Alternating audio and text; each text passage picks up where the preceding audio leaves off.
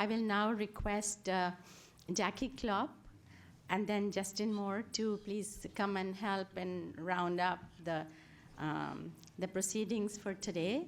So maybe Jackie comes first, and then, but let me briefly introduce my dear friend Justin, who is the Executive Director of New York City Public Design Commission. Yeah, why don't you both sit? Yeah. And he's an urban designer, also teaches in the urban design program at Columbia University with me. And at the Public Design Commission, his work focuses on prioritizing quality and excellence for public realm, public spaces, landscapes, and arts. And he is also the co-founder of Urban Patch. So I will request Jackie to first maybe some of the morning's proceedings, and then Justin to do the final words. Thank you. Great. Well, I know you're all tired and also probably full of a lot of new ideas and connections from this very rich day. So I won't keep you too much longer, but I've been asked to summarize some of the ideas for action coming out of the beginning of our discussions. Clearly, we need structural transformation. That came out. I think it was Sam, talked about pressure on the system. And we have this slogan about thinking globally, acting locally, but it occurs to me from listening to everyone today that we have a lot of thinking locally that's happening. Art talked about cities as experimental spaces. We saw that New York City, for example, is not just waiting for the national government to report on the SDGs. They've actually come up with their own way of doing voluntary local reporting on the SDGs and encouraging other cities to do that. That was really encouraging. That's an idea to take back to our different cities and community groups. It was clear that coming out of the discussion, the following panel as well, that we need to influence government at many different levels. We need to work with our cities, our states, and we need to push our national government. So that came out very, very clearly. The need for civic action. And again, this thinking locally and these local pathways to global action came out in the panel with the architects. So, even just thinking about your local buildings and where the materials come from, all of a sudden raised a lot of the questions around SDGs, questions around slavery, working conditions. So what is an ethical building like, right?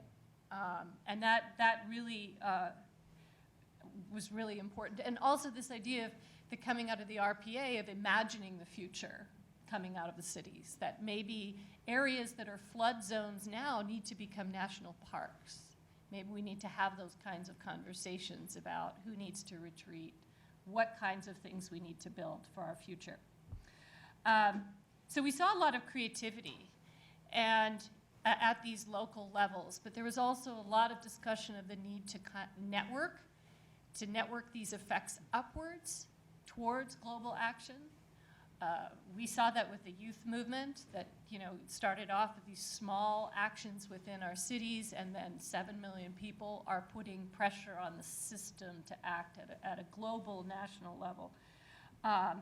So I think the lessons coming out of that is really let's do a lot more thinking at the local level, with local pathways to push for that global and national systemic change that needs to happen, and that we have these networks, many people in the room are already part of them, to help scale that effect up.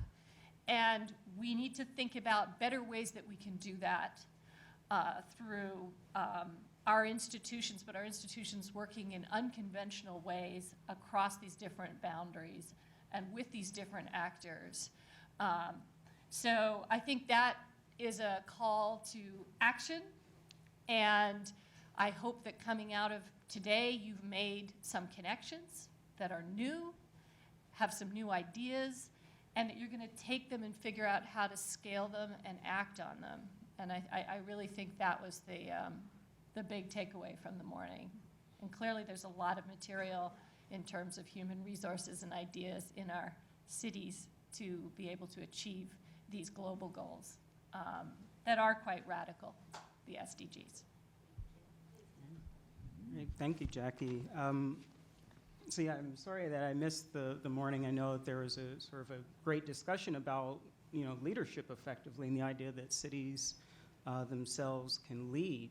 And I think the platform that we have today with Urban Thinkers Campus, with things like the Local Projects Initiative, are talking about leadership, right? So there's the climate crisis, and leadership is really kind of the front, right?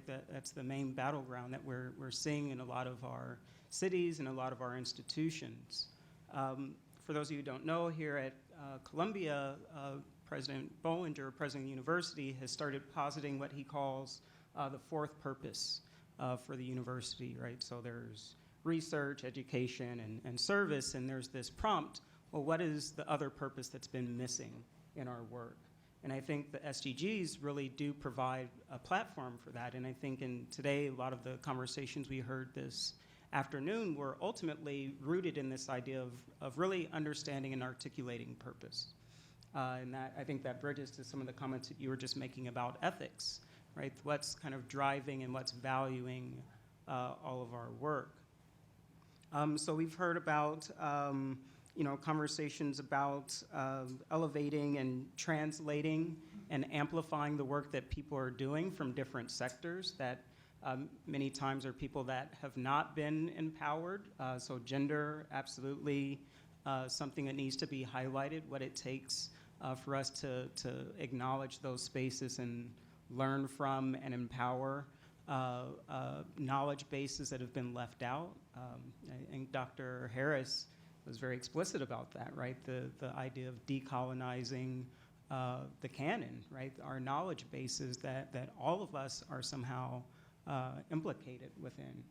And that needs to be an effort and a kind of a force of work and sort of an ambition to go and to understand and to empower kind of new foundations for knowledge.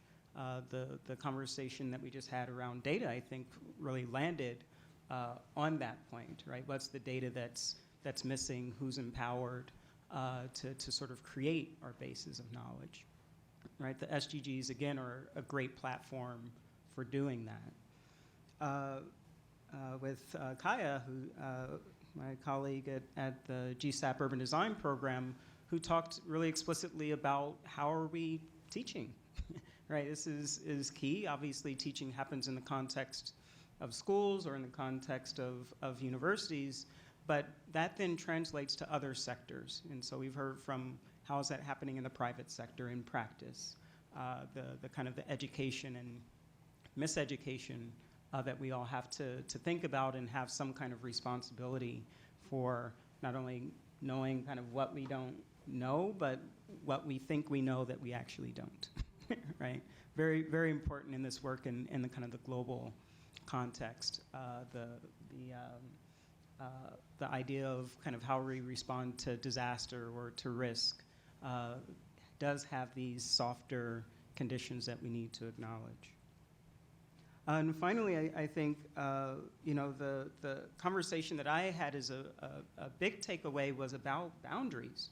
And I was sort of surprised by it, right? There was sort of a defense of the disciplines, and then there was this sort of constant conversation about going between disciplines, or I forget the way of saying it, but kind of working across disciplines. And how do we value and articulate that is really key. Sort of the point that as an audience member, I would sort of add to that is not just the disciplines, but the sectors, right? There weren't a lot of conversations today about the sectors, right?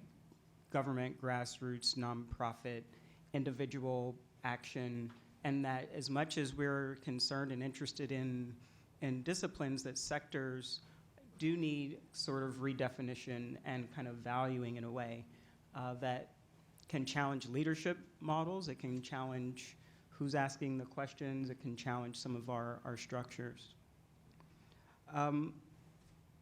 The sort of the last point that I think was a really important takeaway, and especially coming out of the data panel, is how that we're sort of collecting and sharing information and who has access.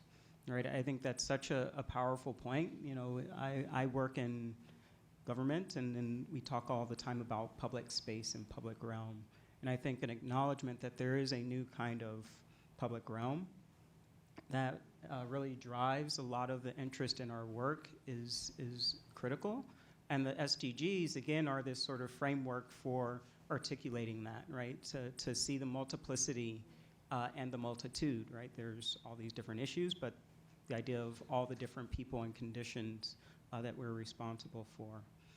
So I'm incredibly energized. I'm really looking forward to tomorrow's discussion, but I think today's prompt really gives us a lot of food for thought for thinking about our purpose, our sort of mission in doing all of this work. So a big round of applause. Of course, thank you to you, but applause for all of you. And this brings to close our first day. Please come to the GSAP School of Planning and Architecture building in the Wood Auditorium. But before you leave this room, do walk to this window and look at the sunset. It's amazing sunset today, so you don't want to miss it. So thank you, everyone.